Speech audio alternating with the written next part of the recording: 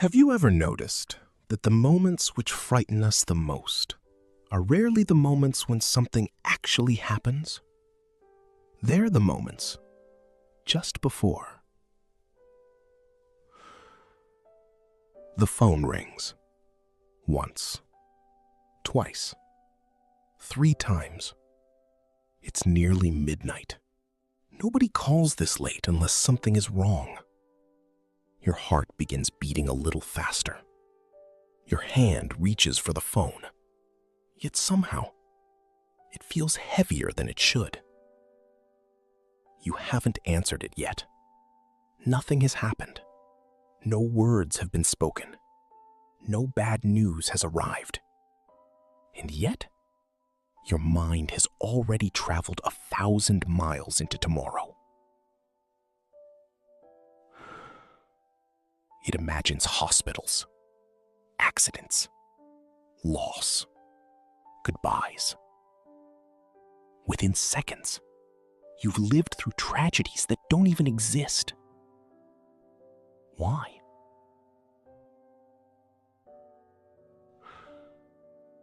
Or perhaps you've experienced another kind of silence. You send a message. Can we talk? They reply, sure. You type carefully. You press send.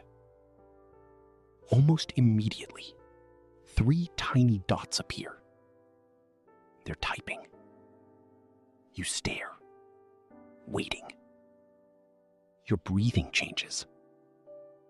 The dots disappear. Nothing comes. 1 minute. 5 minutes. An hour. Mind begins writing stories. Did I say something wrong? Maybe they're angry. Maybe they don't care anymore.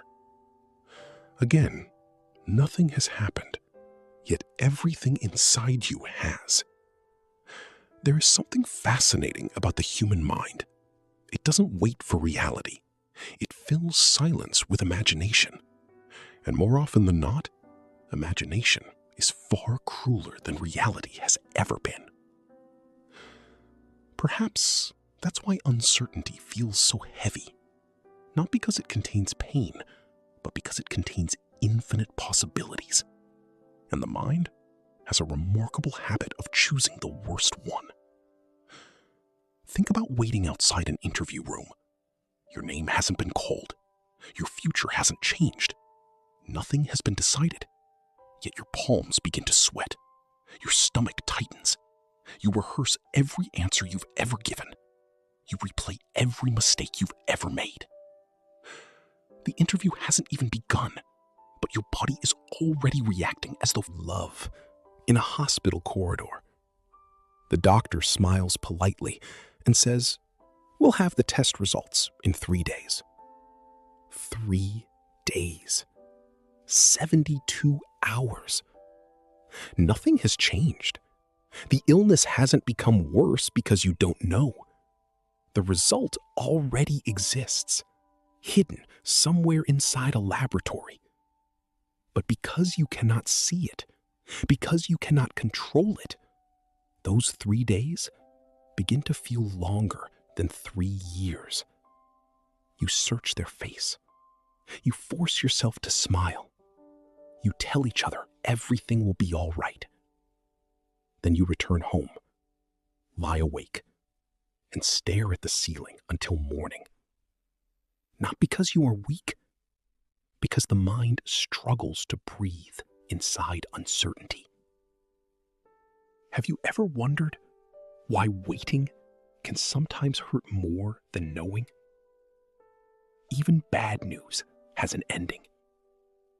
Uncertainty has none.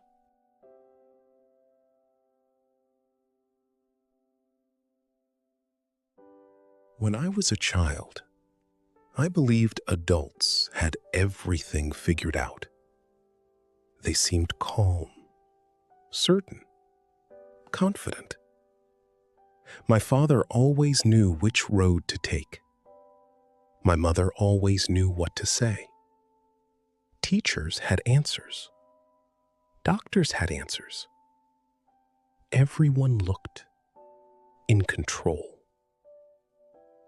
I thought growing older meant collecting certainty. I thought adulthood was the place where confusion finally ended. Then I became an adult, and I realized everyone was pretending. Parents worry they won't be good enough. Managers fear losing their jobs. Doctors lose patience. Pilots experience turbulence. Teachers wonder if they're making any difference. Even the people giving advice often whisper to themselves at night, "I hope I'm doing this right." Perhaps adulthood isn't the age of certainty. Perhaps it's simply the age where we become better actors. Somewhere along the way, can possess. We create calendars, schedules, 5-year plans, retirement plans, morning routines, savings accounts, insurance policies, emergency contacts, weather forecasts, traffic updates. We organize drawers, color code files, set reminders, double-check locks, refresh emails, track calories, count steps, measure sleep, plan holidays months in advance. None of these things are wrong. Many of them are wise. But quietly, without noticing, our planning begins transforming into something else. A promise. An invisible promise.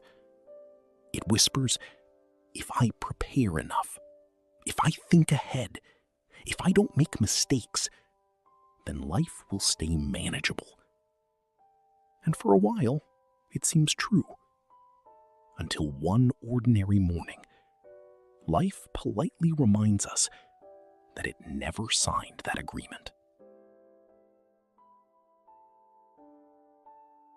A single phone call, one unexpected diagnosis, one company restructuring, one earthquake, one accident, one sentence. I'm leaving. Suddenly, the future you spent years building disappears in less time than it takes to boil water.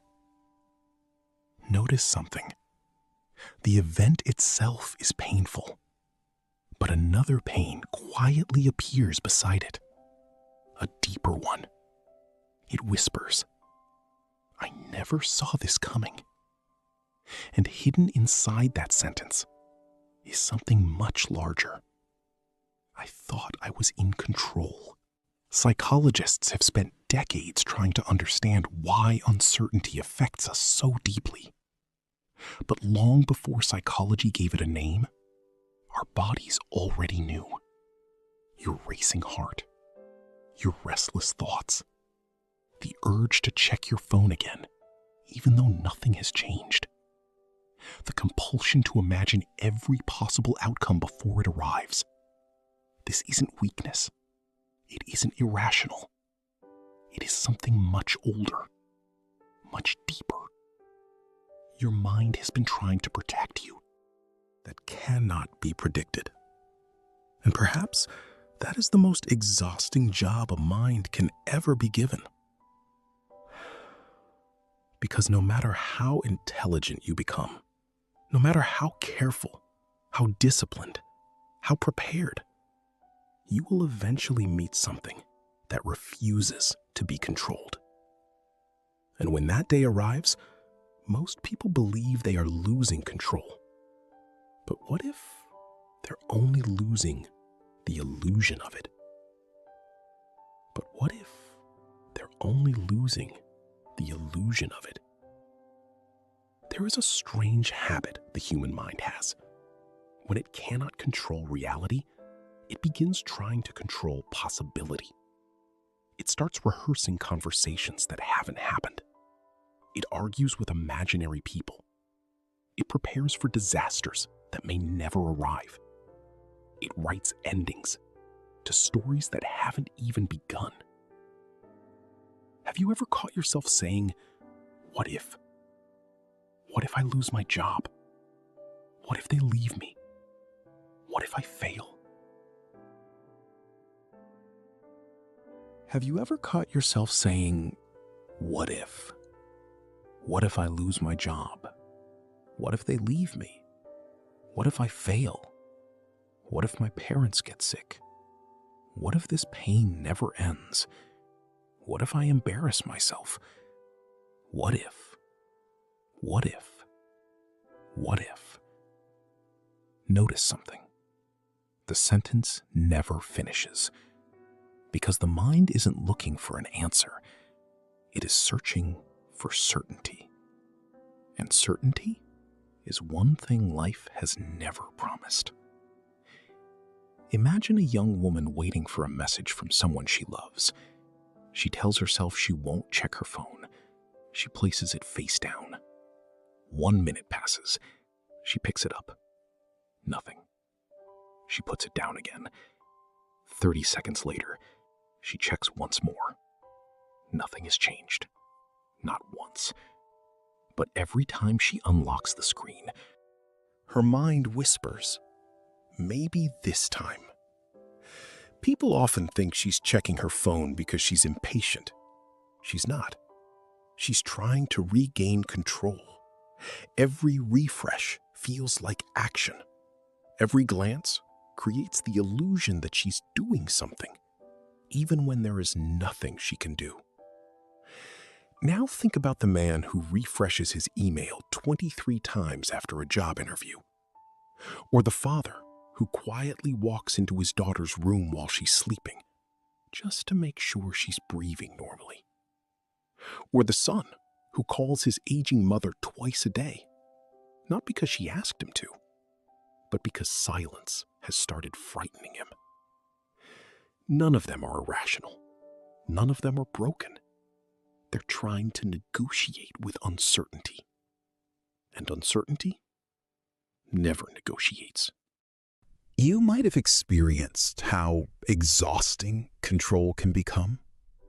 Not physical exhaustion, mental exhaustion.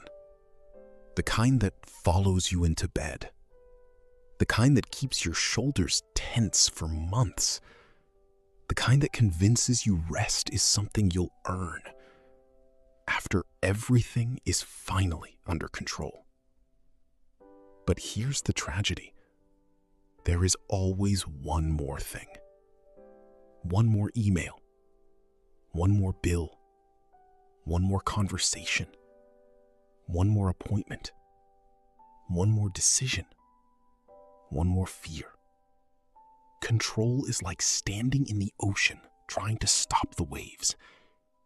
You don't realize you're becoming tired because you believe the next wave will be the last.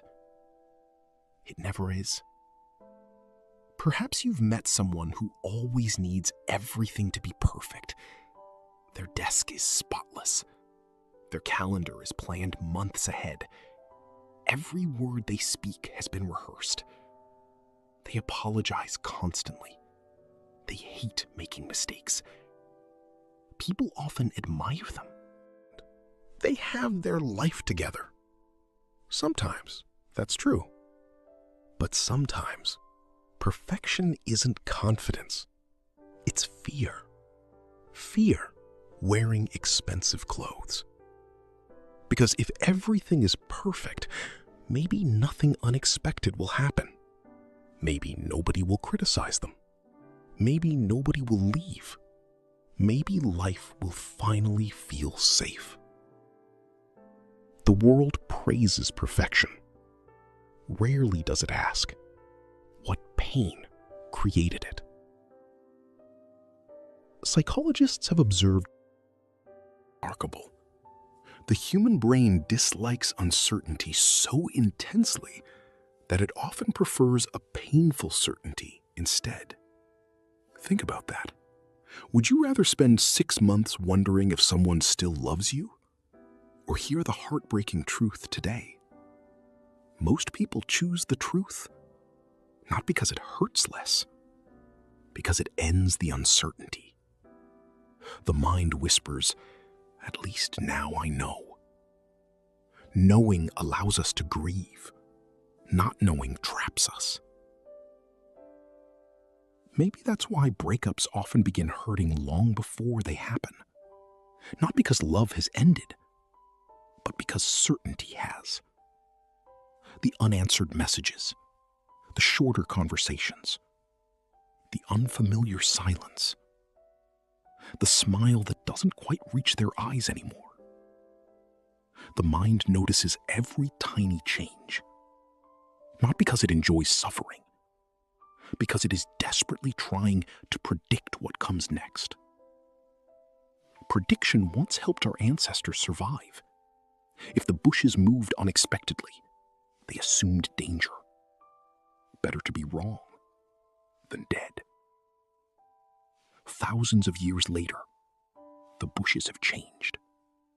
Now they're emails, phone calls, medical reports. The brain still reacts the same way. It still prepares for predators. Only now, the predators often exist only inside imagination.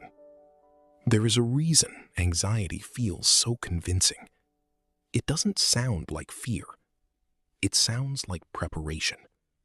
It says, I'm just being careful. I'm thinking ahead.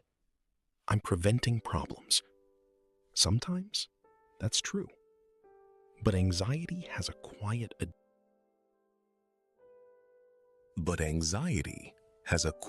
addiction.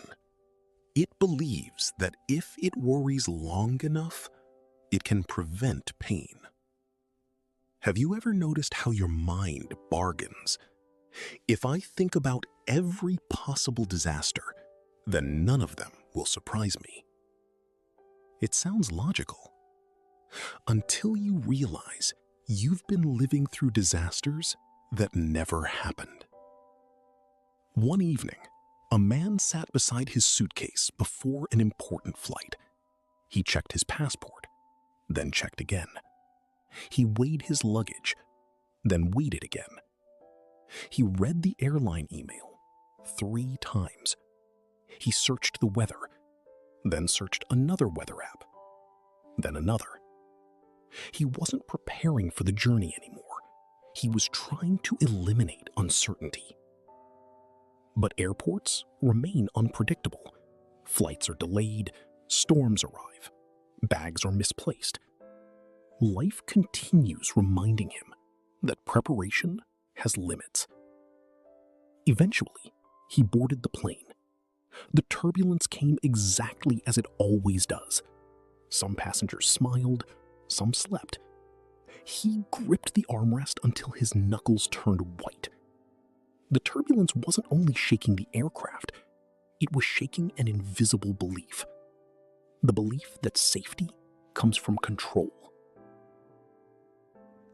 Listen carefully. This next thought changed my life. Control feels safe because it gives us responsibility. If everything depends on me, then perhaps nothing bad will happen. At first, that sounds empowering. But hidden beneath it is an impossible burden. Because eventually, something bad does happen. And suddenly, we blame ourselves. If only I had noticed sooner. If only I had worked harder. If only I had said something different. If only. Sometimes guilt isn't born from mistakes. Sometimes it's born from believing we had more control than we ever truly did. Maybe that is why forgiveness feels so difficult. Not because we don't know how, but because forgiving ourselves means admitting we were never as powerful as we imagined. Not because we don't know how, but because forgiving ourselves means admitting we were never as powerful as we imagined. And strangely, that realization isn't the end of peace.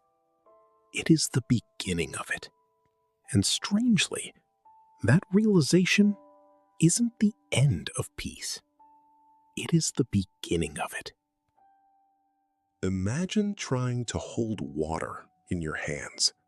The tighter you squeeze, the faster it slips through your fingers. So you squeeze harder. More escapes.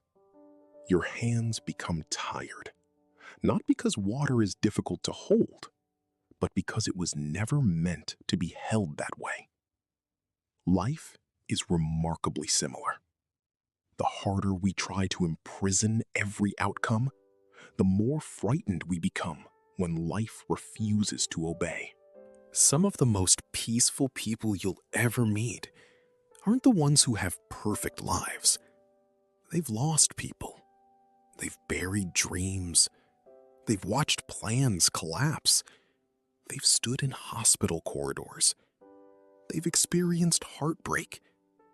They've known uncertainty. The difference isn't that life became kinder to them. The difference is they stopped demanding guarantees from a world that could never give them. There is a quiet freedom that arrives the moment you stop asking life to promise tomorrow. Not because tomorrow doesn't matter, but because today finally becomes visible. Think about how often your mind has missed today because it was busy negotiating with a future that never arrived. You were drinking coffee, but worrying about retirement. Walking with your child, but thinking about next month's bills. Sitting beside someone you loved while rehearsing the possibility of losing them.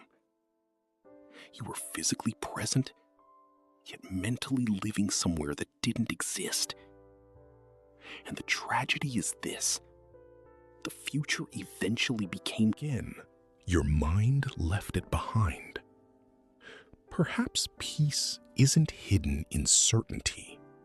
Perhaps peace is hidden in attention, in this breath, this conversation, this ordinary evening, this rain against the window, this heartbeat that asks for nothing more than to be noticed. An old fisherman was once asked how he remained calm during violent storms. He smiled and said, "I stopped trying to calm the ocean." At first, that sounds almost too simple. But think about it. How much of your life has been spent trying to calm oceans that were never yours to command? Trying to control how people feel about you. Trying to control every opinion, every outcome, every mistake, every goodbye, every beginning. How many nights have you sacrificed arguing with realities that never asked for your permission? There is something beautiful about watching trees during a storm. The strongest trees don't survive because they refuse to move. They survive because they do. They bend, they sway, they yield. Not because they're weak, because they understand something we often forget. Flexibility is stronger than force. Perhaps the human heart works the same way. One day, without realizing it, your parents carried you for the last time. Neither of you knew it. There wasn't an announcement, no ceremony, just an ordinary day that quietly became history. The same is true for countless moments. The last bedtime story, the last family dinner, the last conversation with someone you loved. Life rarely tells us, this is the last time. And maybe that's why it deserves our attention while it's still here. Control tells us, protect yourself from loss. Life whispers, love anyway. Control says, wait until you're certain. Life says, begin before certainty arrives. Control demands guarantees. Life offers experiences. One can be measured. The other can only be lived. Remember the phone call from the beginning? The one that rang late at night? Perhaps it was bad news. Perhaps it wasn't. The truth is, it doesn't matter. Because the real story was never about the phone. It was about everything your mind created before you answered it. And maybe that's where so much of our suffering begins. Not inside reality, but inside our desperate attempt to outrun it. There is a sentence I wish someone had told me years ago. Control is not the reward for becoming wise. Uncertainty is not the punishment for being human. They have always existed together, like day and night, like breathing in and breathing out. Maybe the bravest people are not the ones who conquer fear. Maybe they are simply the ones who continue walking while fear quietly walks beside them, not leading, not disappearing, just existing. And somehow, that becomes enough. One morning, you will wake up and discover that the world is still uncertain. Your plans will still be incomplete. Your future will still contain unanswered questions. People will still misunderstand you. Time will still move faster than you'd like. Your loved ones will still grow older. And yet, something inside you will have changed. You'll stop seeing uncertainty as an enemy. You'll begin seeing it as the price of being alive. Because a life without it would also be a life without surprise, without discovery, without falling in love unexpectedly, without impossible recoveries, without second chances, without hope. Hope itself exists only because the future has not been written yet. So perhaps the goal was never to control life. Perhaps the goal was simply to meet it exactly as it arrives, with open hands instead of closed fists. Take a slow breath. Listen to the silence around you. Notice that for this one moment, nothing needs to be solved. Nothing needs to be predicted. Nothing needs to be controlled. You are simply here, breathing, living, existing. And maybe, just maybe, that has always been enough.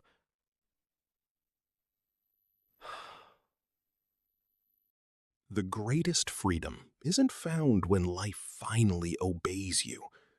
It's found the moment you stop asking it to.